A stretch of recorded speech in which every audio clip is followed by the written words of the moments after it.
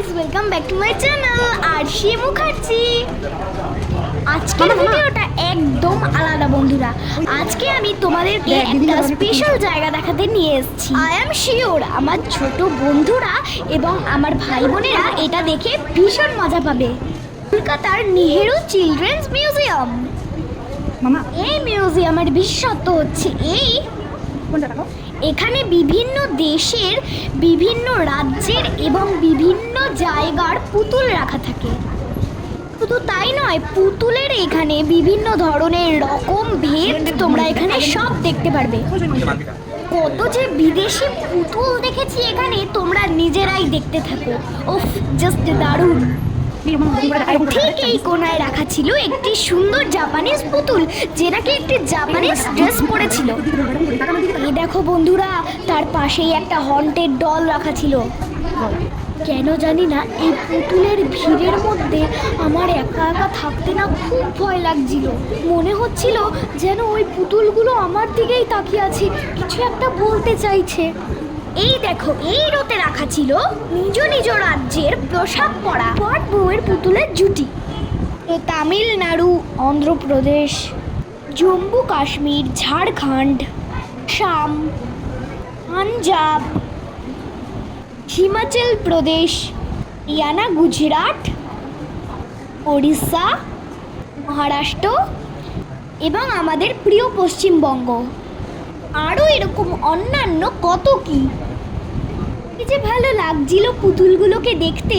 মনে হচ্ছিল এখান থেকে যদি একটা ওনারা আমাকে দিয়ে দেন খেলার জন্য, কি ভালোই না হতো। আচ্ছা বন্ধুরা, তোমরা কি কোনোদিন নেহেরু চিলড্রেন্স মিউজিয়ামে এসেছো? যদি এসে থাকো, কমেন্টে একটা পিঙ্ক আর রেড হার্ট দিয়ে যেও। আরে দাঁড়াও, তোমরা কি ভাবলে এখানেই মিউজিয়াম পরিদর্শন শেষ? আরও আছে। এটা ছিল ফার্স্ট ফ্লোর আর এটা সেকেন্ড ফ্লোর। দেখো এখানেও কত ধরনের পুতুল রাখা। ফার্স্টের শুরু তাই গাড়ি ঘোড়া দিয়ে। বিভিন্ন ধরনের খেলনা গাড়ির প্যাটার্ন এখানে রাখা ছিল। তারপর আবারও সেই রংবাহারি ভিন্ন দেশের পুতুল।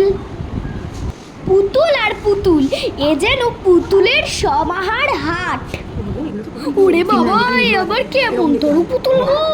এ কি পুতুল না ভূত? চলো এবার আরো কিছু ইন্টারেস্টিং জিনিস তোমাদের দেখিয়ে নিই। কেন বন্ধুরা, এখানে রামায়ণ এবং মহাভারতের দৃশ্য পুতুলের আকারে ফুটিয়ে তুলেছিল।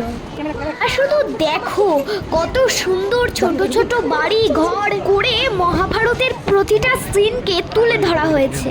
দেখানো হয়েছে কৌরব এবং পাণ্ডবরা খেলায় হেরে যাওয়ার পর দ্রৌপদীকে কিভাবে চুলের মুঠি ধরে টেনে আনা হয়েছে।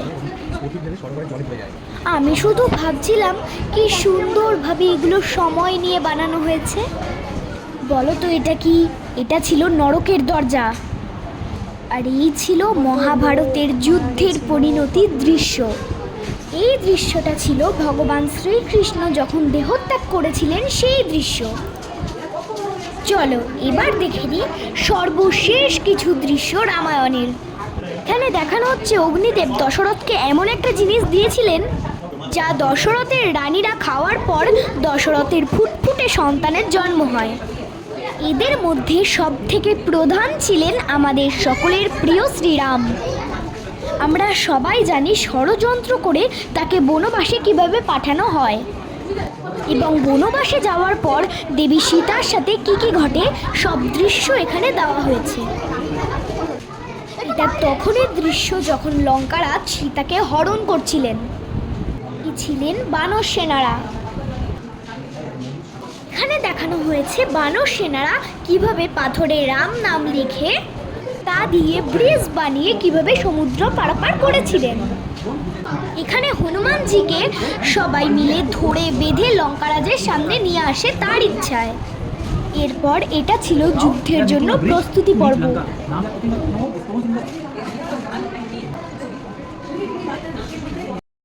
এরপর যুদ্ধ শেষে মা সীতাকে নিয়ে অযোধ্যায় ফিরে আসার দৃশ্য। তারপর মা সীতার উপরে আঙ্গুল তোলার কারণে মা সীতার অযোধ্যা ছেড়ে চলে যাওয়ার দৃশ্য। শেষে দেখানো হয় মা সীতা তারই মা ভূমি দেবীর কাছে পাতালে প্রবেশ করলেন। চলো আজকের মতন ব্লগ এইটুকুই, দেখা হচ্ছে আবার নেক্সট কোনো ভিডিওতে, টাটা।